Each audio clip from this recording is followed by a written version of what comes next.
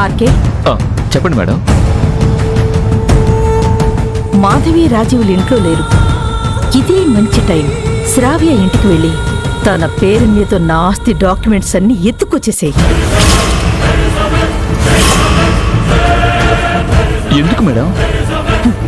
ఒరే బట్టి బుర్రా, శ్రావ్యకి యాక్సిడెంట్ అయ్యి ఎటు వెళ్ళిందో మళ్ళీ వస్తుందో రాదో కూడా మనకు తెలియదు.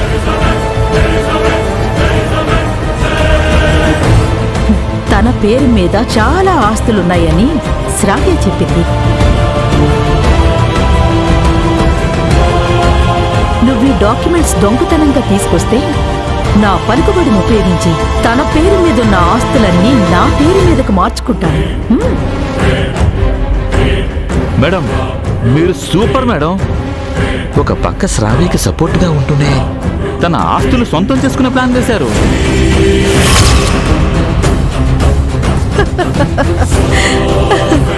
నమ్మించినప్పుడే కదా వెన్నుపోటు తేలిగ్గా పడవగలం.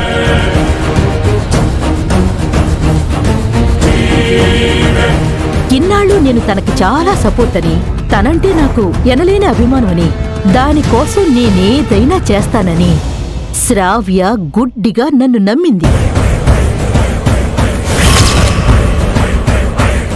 తన ఆస్తి మీద కన్నేసి నేను ఇదంతా చేశానని పాప పిచ్చిదానికి తెలీదు.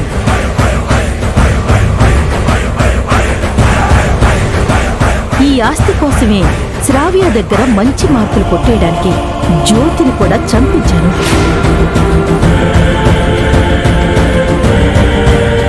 ఇలాంటివి చాలా చేశాను. ఒకవేళ శ్రావ్య క్షేమంగా ఉండి ఉన్నా తెలివిగా తన చేతని ఆస్తులన్నీ నా పేరు మీద రాయించుకునేదాన్ని.